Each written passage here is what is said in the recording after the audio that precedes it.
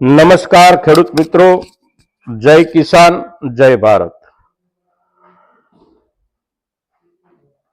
ખેડૂતોના આંદોલનના મુદ્દે આપણે 2 દિવસથી ભાવ સંબંધી ટેકનિકલ માહિતીઓ અને સરકાર અને આપણો ખેડૂતોનો જે સંઘર્ષ છે એ આખી પ્રક્રિયા પર ચર્ચા કરતા આવ્યા છીએ.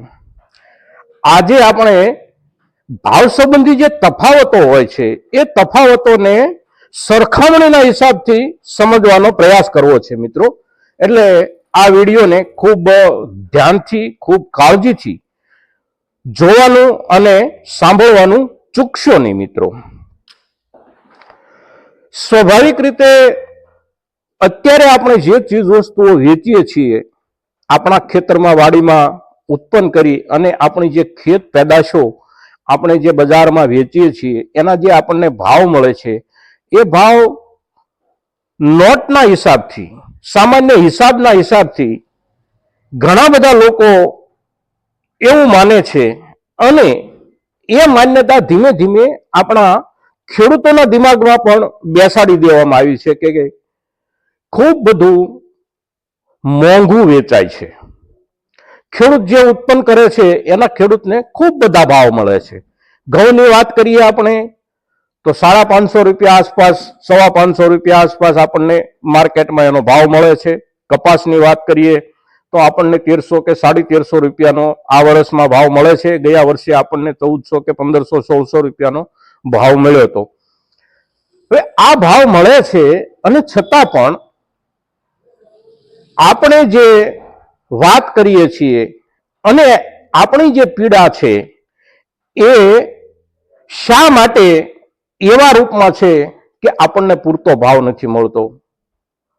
તો આ આંકડા કરતા ભાવની જ્યારે આપણે વાત કરી હોય ત્યારે સરખામણીની દિશામાં આપણે જવું પડે.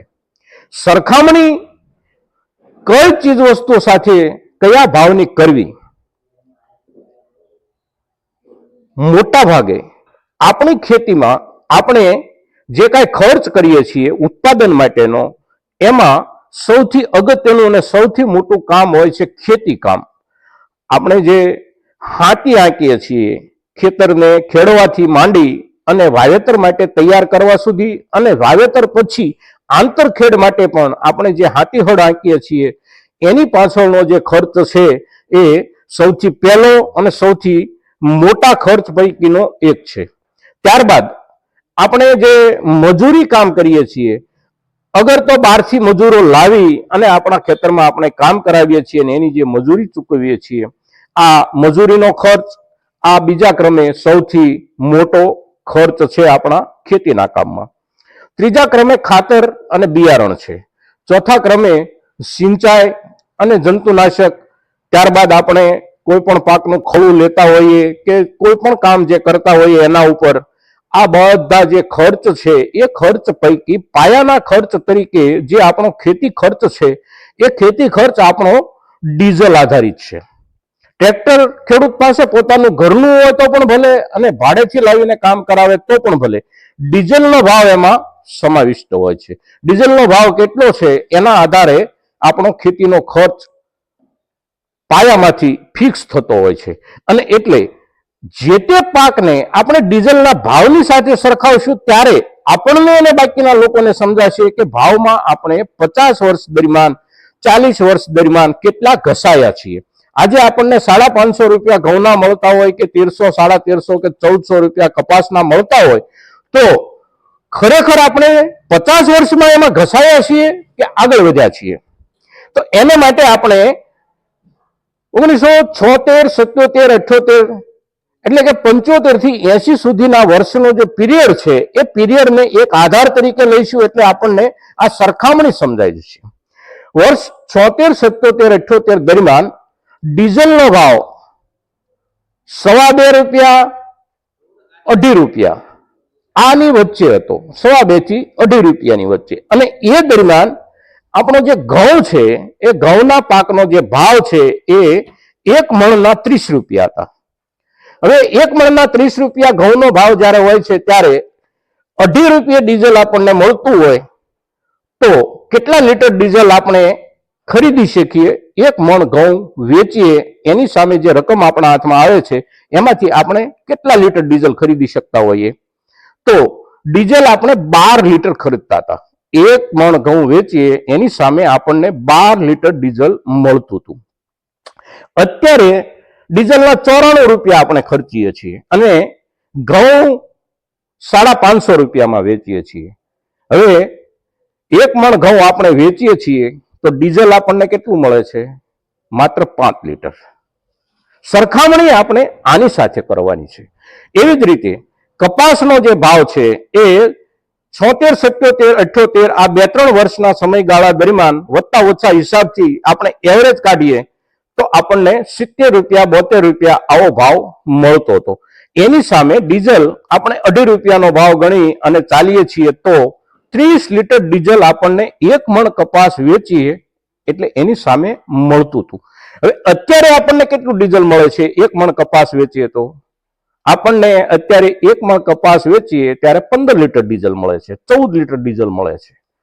એ સમયે આપણને 30 લીટર ડીઝલ મળતું હતું.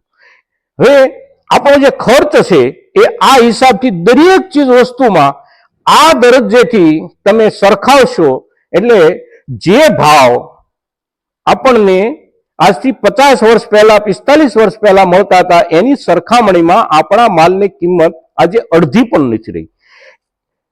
આંકડો મોટો થાય છે. 75 રૂપિયાનો કપાસ 1350 નો થયો, 30 રૂપિયાના ઘઉં 550 રૂપિયાના થયા. પણ આપણે એ પકવવા માટે જે ચીજ વસ્તુનો ઉપયોગ કરીએ છીએ એના ભાવમાં કેટલો વધારો થયો? તો એનો જ્યારે ગુણાકાર કરીએ છીએ અને ગુણાકાર કર્યા પછી આજના ભાવની સાથે જ્યારે એની સરખામણી કરીએ છીએ ત્યારે આપણને ખેતી કામ માટે જે ઇનપુટ આપણે વાપરીએ છીએ એ ઇનપુટ માત્ર અડધા મળે છે. કેટલાક ઇનપુટ તો અડધાથી પણ ઓછા મળે છે એ પૈસામાં. અને એના કારણે આપણને ભાવમાં બહુ મોટો ઘસારો પડે છે. એટલે ભાવનો જે આપણો ઘસારો પડે છે એ ઘસારાને સરભર કરવા માટે સરકાર સાથેની આજની આપણા ખેડૂતોની જે માંગણીઓ છે અને એને માટે ખેડૂતો જે સંઘર્ષ કરી રહ્યા છે, એને માટે ખેડૂતો જે આંદોલન કરી રહ્યા છે, જે કષ્ટો સહન કરી રહ્યા છે, એ કષ્ટો જે ખેડૂતો સહન કરે છે એ આ પરિસ્થિતિના કારણે ખેડૂતે અહીં સુધી જવું પડે છે. તો મિત્રો, સરખામણીના હિસાબથી દરેક પાકને દરેક ખેડૂત પોતાના હિસાબથી પોતાના વડીલોની સાથે ચર્ચા કરીને પણ સરખામણી બાકીની ચીજ વસ્તુઓ સાથે આપણે કરી શકીએ છીએ. અને જો વાસ્તવિક સરખામણી આપણે કરશું તો ભાવમાં આપણે કેટલા ઘસાઈએ છીએ એનો આપણી પાસે વાસ્તવિક આંકડો આવશે. મિત્રો, તો ભાવ સંબંધી સરખામણીની ચર્ચા માટેનો આપણો આજનો આ વિડીયો મહત્તમ ખેડૂતો સુધી પહોંચે એવા આપ સૌ ખેડૂતો તરફથી પ્રયાસ થાય એવી આપની પાસે અપેક્ષાની સાથે જય કિસાન, જય ભારત.